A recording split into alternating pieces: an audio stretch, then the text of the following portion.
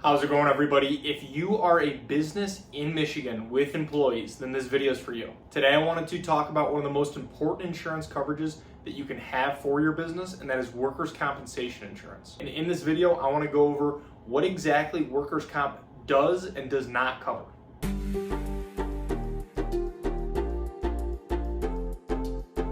Thank you for stopping by. My name is Brian. I'm an independent insurance agent based here in the state of Michigan, Metro Detroit specifically, and I work with businesses on their commercial insurance programs, as well as helping families and individuals with their personal insurance, their home, their auto insurance as well.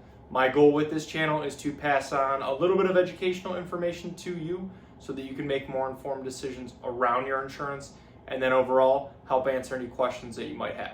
So let's get into it, and before I get too far in the video, I do want to invite you to subscribe to the channel, and if you find this video helpful, useful, anything like that, please feel free to like, share, pass it along with anyone else as well. When most people think about workers' comp insurance, they think of it as protection for employees who get hurt while on the job, and that's exactly what it is. Workers' comp will provide coverage for medical expenses, lost wages, rehab services for employees who are injured at work. And coverage for this is all provided on what is called a no-fault basis, meaning that coverage is there no matter who's at fault for the incident. And it's also the first and primary policy that will respond when an employee is injured at work.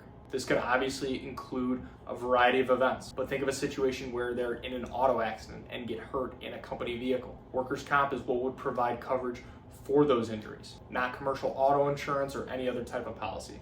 Now, a common question is, what does workers' comp not cover? First and most obvious is that it will not cover injuries for people who are not employees. So if a customer slips and falls at your business, that is not a workers' comp claim. That is most likely something that general liability insurance would handle. It also won't provide coverage for obvious things like property damage to your buildings, equipment, or your vehicles. Workers' comp is solely focused on employees and the injuries and illnesses that they might get because of their work. So it's also important to note that workers' comp coverage does not apply when employees are injured off hours. So this would be anything outside of work, including their commute to and from work. And also very important to note with this is that workers' comp will not provide coverage for fraudulent claims. So if there is evidence of fraud where an injury was potentially fake or exaggerated and the insurance company investigates the claim and determines that it was fraudulent, the claim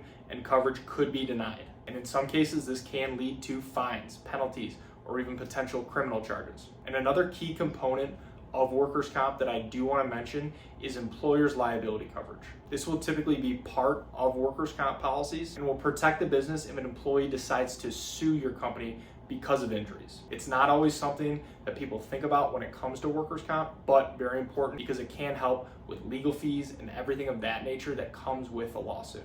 Overall, workers' comp is obviously going to be an essential coverage, but it's not going to provide coverage for everything. So it is important to make sure that your business does have the right mix of coverages to fit its needs so that you are protected from a variety of exposures that you might face. So thank you for watching, and if you are looking for help with your workers' comp insurance or commercial insurance program as a whole, I would love the opportunity to work with you and see if our team can help. There are a lot of ways to get a hold of me, and they should all be in the description below.